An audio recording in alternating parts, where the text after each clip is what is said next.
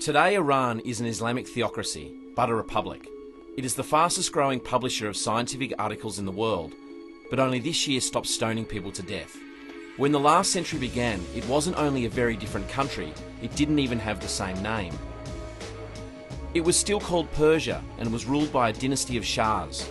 But in 1921, a general who rose from the rank of a stable boy staged a coup and called himself the Shah. He told the world to call his country Iran. He chose the wrong side in World War II, and the Allies occupied the country, giving power to someone they could control, his son, Mohammad Reza Pahlavi, the final Shah of Iran.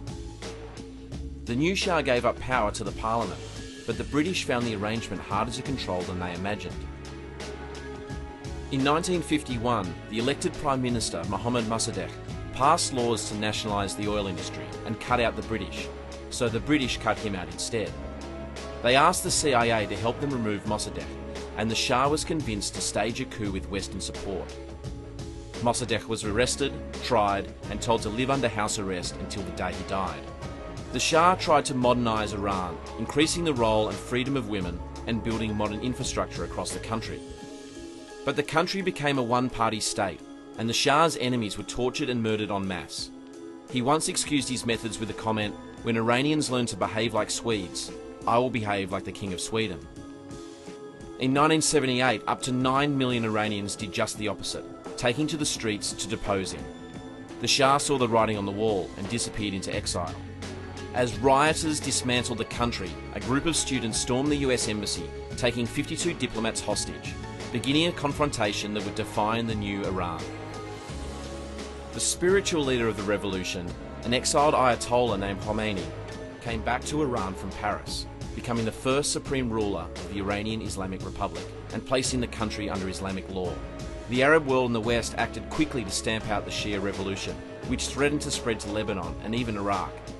The charge was led by Saddam Hussein. With backing from Europe and the United States, he swiftly invaded Iran and believed he would win the war in a matter of months. The war lasted 8 years and killed 1 million Iranians, more than double the Iraqi losses. But miraculously, the Republic remained intact. By the end of the war, the US had been forced into the position of supplying Iran with weapons, as well as Iraq, to guarantee the release of several hostages. Following the death of Khomeini, the Republic entered a period of stability and rebuilding, and by 2000, liberals controlled the Iranian parliament for the first time since the revolution. By now, the Ayatollahs found themselves under more pressure than any time since the revolution. Forced back into opposition, another defeat for the liberals in 2009 brought hundreds of thousands of Iranians into the streets. And just this year they have faced sanctions which have put Iranian inflation to 25%, assassinations of nuclear scientists, and a series of cyber attacks. Whatever their future, the Ayatollahs of Iran, from Khomeini to Khamenei, have successfully merged Islam with revolutionary politics. It is a legacy that hangs over the world today more than ever.